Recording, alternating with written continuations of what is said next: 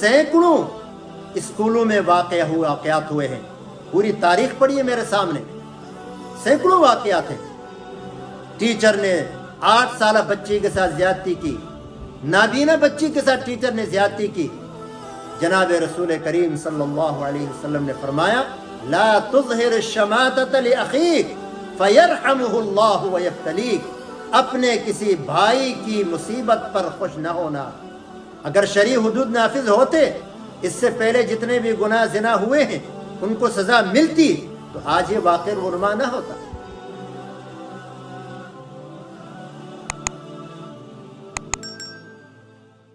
بسم اللہ الرحمن الرحیم۔ ایک نہایت افسوسناک واقعہ جو کہ پچھلے ہفتے سے تقریباً پوری دنیا پر گردش کر رہا ہے اور اتنا مشہور ہوا ہے کہ ہر چھوٹے بڑے کو اس واقعے کی آگاہی ہے، اور وہ اس واقعے کی بنیاد پر پوری دنیا کے علماء کو اور خاص طور پر پاکستان کے علماء، حفاظ، قراء، داڑھی والوں کو بہت زیادہ غلط نگاہ سے دیکھتے ہیں، گری ہوئی نگاہ سے دیکھتے ہیں۔ میری مراد مولانا عزیز الرحمن، مفتی عزیز الرحمن صاحب کا واقعہ ہے۔ یقیناً ہم سب کے لیے یہ واقعہ انتہائی اندوہناک، دلسوز واقعہ ہے، شرمناک واقعہ ہے۔ ان کا جو فعل ہے اس عمر میں، عمر کی اس حد میں انتہائی شرمناک ہے، جس کی اسے سزا ملنی چاہیے۔ کوئی اس کی تائید نہیں کرتا ہے۔ بحیثیت مولوی، بحیثیت رشتہ دار، بحیثیت دوست، میرے خیال میں کوئی بھی اس واقعے کو ڈیفینڈ کرنے کے لیے تیار نہیں ہے۔ غلط ہوا، بہت غلط ہوا۔ اس کے بعد یہ بات سمجھیں کہ گناہ سے صرف انبیاء معصوم ہیں اور وہ اللہ کی نگرانی میں ہوتے ہیں۔ فرشتوں کی تو اللہ تعالیٰ نے ان کی کے اندر گناہ کا مادہ ہی نہیں رکھا ہے۔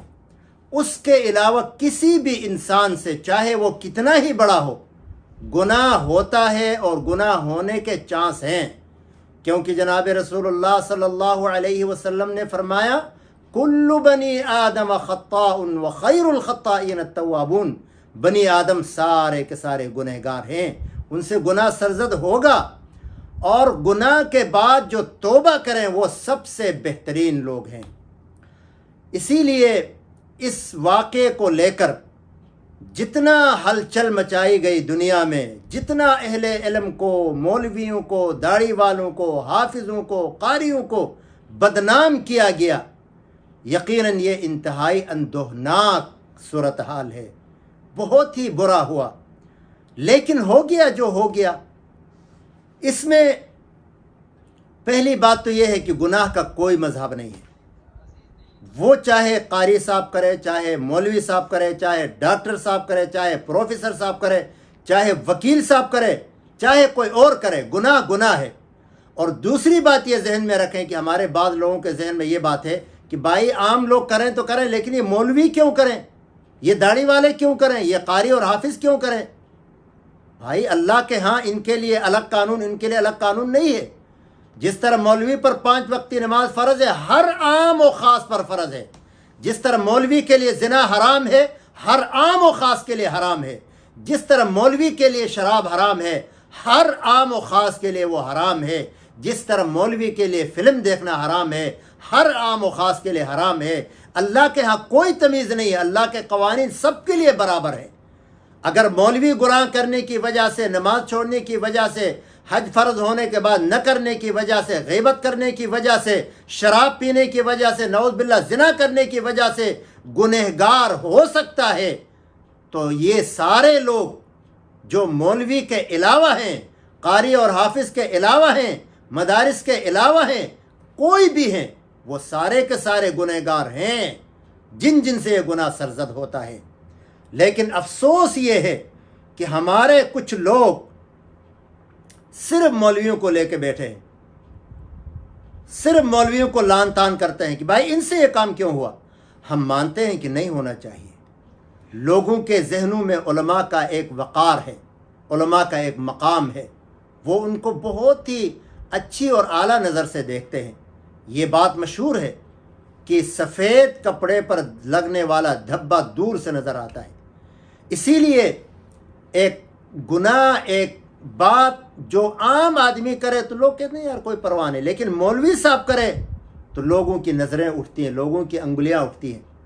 خدا نخواستہ اگر کسی فلم ہال کے سامنے ٹکٹ لینے کے لیے لائن میں جہاں عام لوگ، بہت سارے لوگ کھڑے ہوں، وہاں ایک مولوی صاحب، ایک داڑھی والا، ایک قاری صاحب کھڑے ہوں، اور اگر خاص طور پر وہ کسی کا استاد امام ہو تو ہر کوئی دیکھتا ہاں استاد جی بھی کھڑے ہیں، استاد جی بھی فلم دیکھنے کے لیے آئے ہوئے ہیں، قاری صاحب بھی دیکھنے کے لیے آئے۔ بھائی جو اتنے سارے لوگ لائن میں کھڑے ہیں، جب یہ آئے ہیں تو یہ آیا تو کیا ہوا؟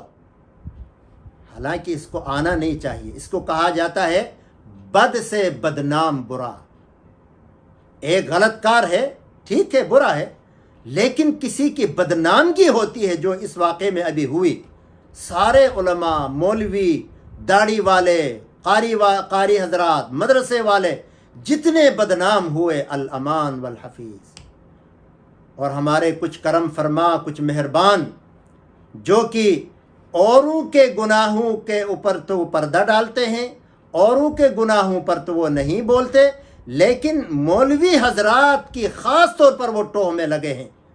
اب یہ سازش ہے غیروں کی یا اپنوں کی مہربانی ہے، یہ تو وہی فیصلہ کریں گے۔ بھائی آج تک تاریخ میں زنا نہیں ہوا، لواطت نہیں ہوئی، جرائم نہیں ہوئے۔ جرائم جب ہوتے ہیں تو میں نے عرض کیا کہ جرم کا کوئی مذہب نہیں ہے، کوئی بھی کرے وہ برا ہے۔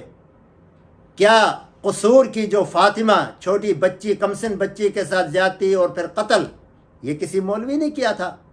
ایبٹ آباد کی فاطمہ اور میمونہ، کمسن بچیوں کے ساتھ زیادتی اور پھر قتل، یہ کسی مولوی نے کیا تھا؟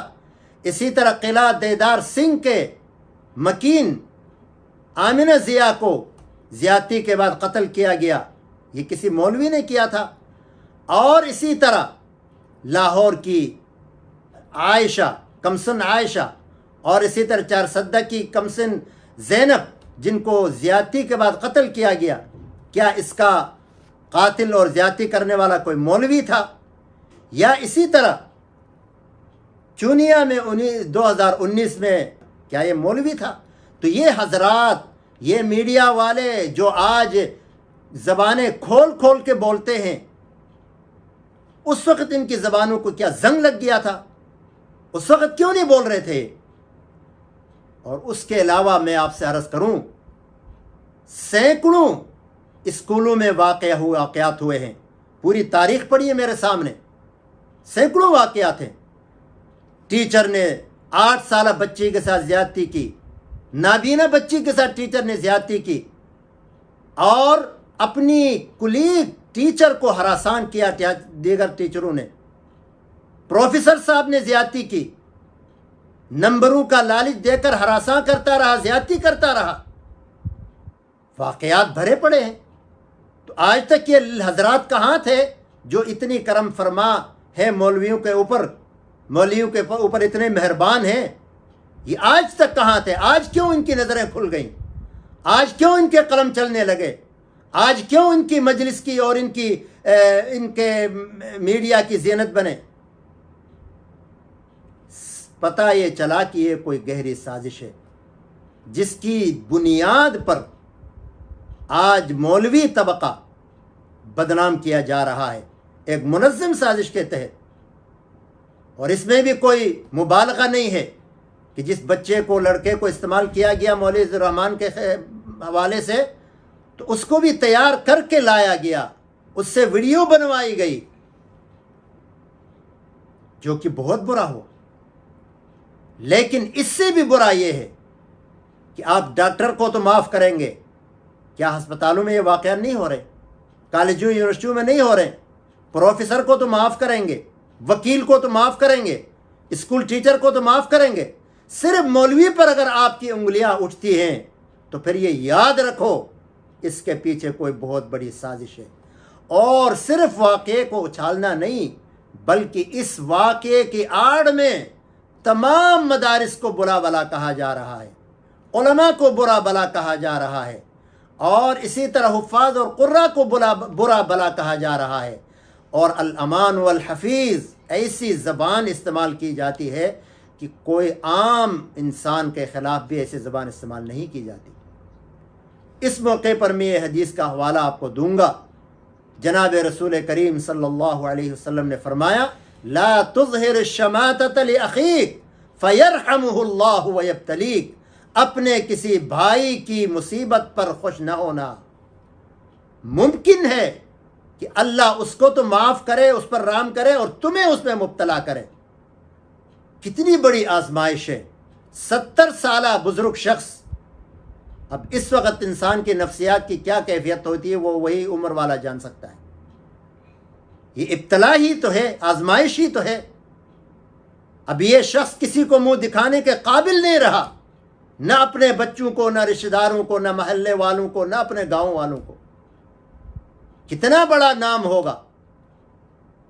لیکن آج کیفیت یہ ہے کہ اگر زمین پھٹتی تو وہ اس کے اندر داخل ہوتا۔